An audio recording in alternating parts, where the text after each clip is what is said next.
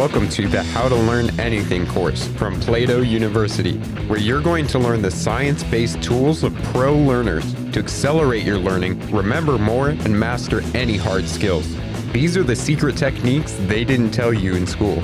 If you're passionate about changing your life with learning, join us at plato.university to get exclusive content with every lesson. I'm your learning guide, Brandon Stover, and let's get started. All right, up until this point, you've done a great job of learning what the explore techniques are, the things that help you work with material in an active and focused way. Our next set of techniques are going to help you really move this material from short-term memory to long-term memory. So our learning journey is now moving to the engagement phase. In this phase, we are recalling knowledge, practicing skills, and engaging in experiences that form relationships between foundational concepts. We are turning knowledge into true understanding. The goal at this stage is to understand concepts one level deeper. It's not enough to simply take in knowledge. The focus switches from getting a feel for the topic to studying how things work so that you can slowly build up progressively more accurate mental models of core concepts that you can apply later. You understand not only how to use a skill, but also how and why that skill is constructed the way it is. If we return back to our classical trivium, this is known as logic, which answers the why of a subject, and establishing valid relationships among facts, yielding a systematic understanding of a subject. Really what we're saying here is we're trying to get information into our memory so that it can be applied later. If you recall back to our previous section, we're trying to move the knowledge we acquire in our short-term or working memory and store it in our long-term memory. Short-term memory is where we're consciously aware of the thoughts or facts that we're holding in our mind. Short-term memories can only be retained for about half a minute, and we can only retain about 3 or 4 groups of information, which is why it's the major bottleneck of what we learn. If someone tells you a phone number to call right away, you store it in short-term memory between the moment of hearing it and when you finish tapping the number. In contrast, long-term memory contains everything we have learned and now known, all the facts, words, concepts, images, procedures, and so on. So our job when learning is to get that information in our short-term memory, begin to create links of knowledge and concepts, and store it in our long-term memory. Because the set of links you can have in your long-term memory is virtually limitless. Your working memory is going to have to work hard to eventually create the set of links in long-term memory that can easily be accessed and used to solve problems and understand concepts. Remember, if we get too many things in our working or short-term memory, it becomes overwhelmed and information starts to fall out. We reach our cognitive load, which is the total amount of mental effort being used by the working memory. The links that we're trying to create that get stored in our long-term memory are sets of links known as declarative knowledge or procedural knowledge. Declarative knowledge are the facts, concepts, words, and images that we learn. When we're trying to store this in long-term memory, we're trying to take all these facts that we gain from the information and create larger concepts, which are associations between facts and relationships that tie them together so that we can store it as a chunk in our mind rather than separate facts. These all begin to link together so that they can be called forth much easier in the future. The second sort of links that we're putting into our long-term memory is called procedural knowledge. And these are often automatic procedures for performing certain tasks or skills without needing to consciously think about the way we are doing them. For example, knowing how to do arithmetic, riding a bike, or how to produce grammatical sentences in your native language are all examples of procedural knowledge. We often begin by learning declarative knowledge about a rule or process, but after we use it a lot, it becomes procedural knowledge. For example, when you first learn a new language, you are probably very aware of the specific rules of grammar, but with practice, you can form sentences automatically and intuitively. The main reason it is important to keep in mind the distinction between declarative and procedural knowledge is that our limited short-term memory capacity is a major bottleneck in how we can learn and reason. When you can perform a skill automatically, you remove the burden on short-term memory, freeing it up to do other things like taking in new knowledge sets. For instance, after you have a lot of practice driving a car, you have no problem carrying on a conversation while steering, braking, watching out for obstacles, and so forth. So now you're beginning to see that our job in learning is to learn something declaratively, begin learning all those facts and relationships, and learning them so well that they become procedures or something that's automatic in our mind. So now you begin to see that when we're learning declarative knowledge, we're trying to create larger concepts or relationships between facts so that they become a set of links that's stored in our long-term memory. Likewise, when we're learning procedural knowledge, we're trying to learn a process or set of steps for a skill so that this also becomes a set of links that's stored in our mind. And the reason this becomes easier for us to use this information later is because if we can remember any one of these links in the entire set of links, it helps us to recall the rest of that information set. This helps us to access memories later. See, procedural knowledge is typically accessed by an appropriate trigger condition. So for example, we may learn the procedure to baking a cake. There's certain steps that you have to do in order to bake that cake, like mixing the flour, egg, and water, baking it at a certain temperature, leaving it in the oven for a certain amount of time, and when to pull it out and let it sit.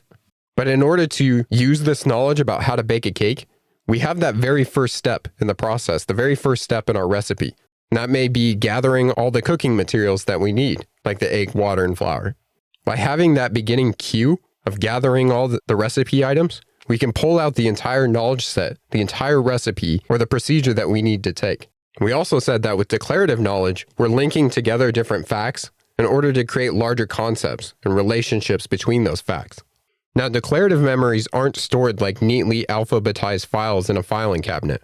Rather, they are cross-referenced directly and indirectly via other stored information. So when we have one fact and we create a relationship with another fact in our mind, when we go to recall this information later, we only need to remember either fact A or fact B in order to recall the other one. Everything we know fits into a web of knowledge in our long-term memories. And such a rich mass of association plays a crucial role in how we can best organize information in order to enter it in our long-term memory, how we retain information securely in long-term memory over time, and how we can later access that information when we want to use it. And of course, the goal of remembering anything is to eventually apply them in new contexts through transfer, which involves transferring knowledge or skills from one situation to another that seems different than that first context. Now you may be thinking, well, I have things like a phone or I can write things down. Why should I even bother with committing information to memory?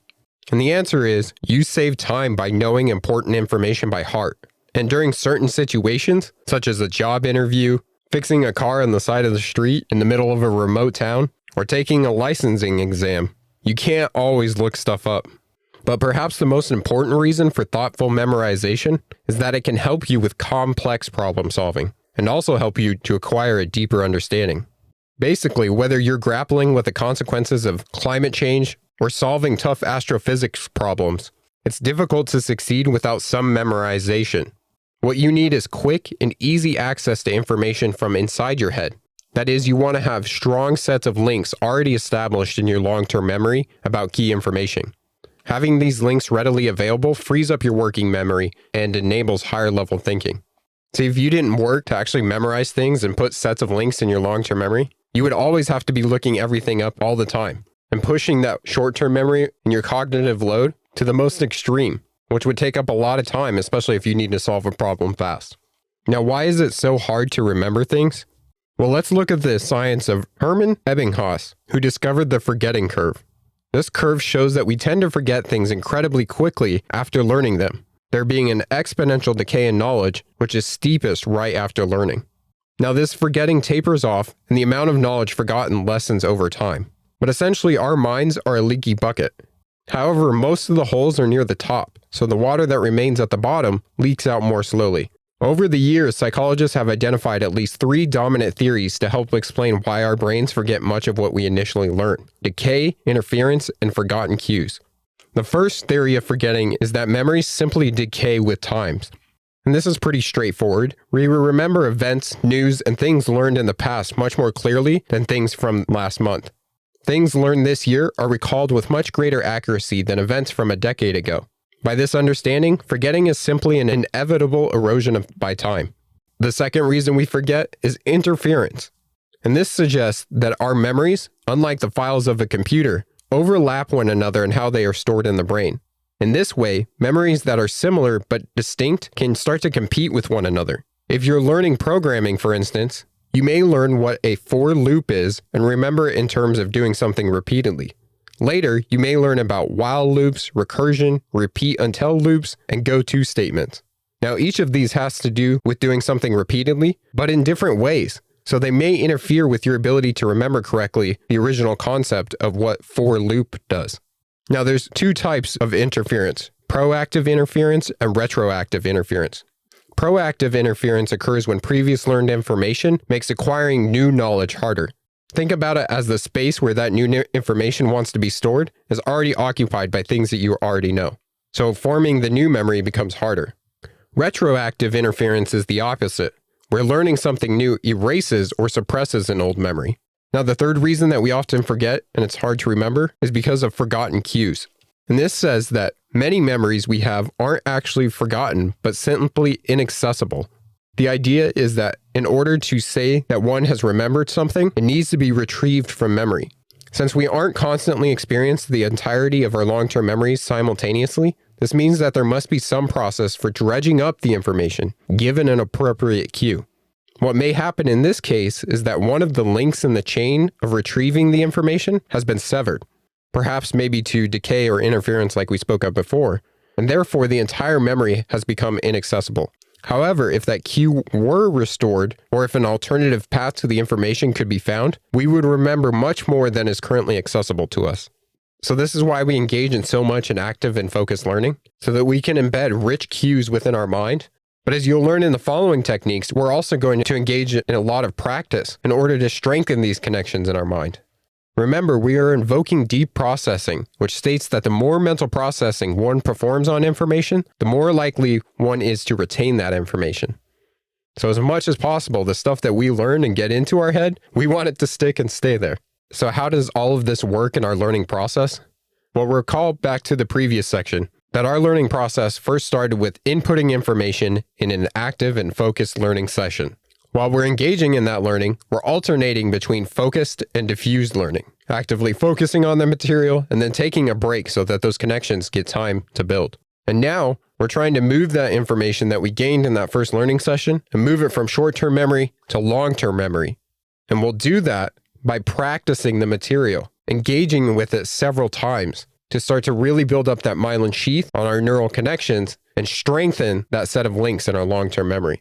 We're also going to practice active recall, trying to pull those links out of long-term memory without looking at notes or some other thing that'll help us to recognize the information. And finally, we're going to create association between different links in our memory so that we create a web of knowledge, where if we're able to access one part of that knowledge, we can access all the other links. And all of this is going to help us to remember information better. And of course, our last step in our learning process is applying the material and creating new things with it. The only reason we're trying to remember all of this stuff that we're learning is so that we can actually apply it in our real life. So the techniques that are coming up now are techniques that are going to really help you to move that information you're learning from short-term memory to long-term memory and to strengthen that long-term memory so that when we get to the next section where we begin applying it in new situations, it's easy for you to pull from long-term memory. And we've fought off things like decay, interference, and forgotten cues. All right, our activity today is I want you to practice active recall again. This is one of our foundational techniques that we really want to get into our long-term memory of what it's about. So active recall means that we're trying to pull the information that we just learned from our own memory in order to better strengthen those neural connections that we made when learning and make sure that it's really lodged and embedded into our long-term memory. So what are the major key concepts from this lesson about memory today that you can actively recall and remember in the future? Thank you for taking the How to Learn Anything course. To get everything you need to become a pro learner, including advanced resources, personal coaching, and a community of passionate learners just like you, then visit plato.university/courses/learning and join us for free. Again, that's plato.university/courses/learning. This course was produced by Plato University, where students turn passions into purpose and learn skills to change the world. Learn more at plato.university.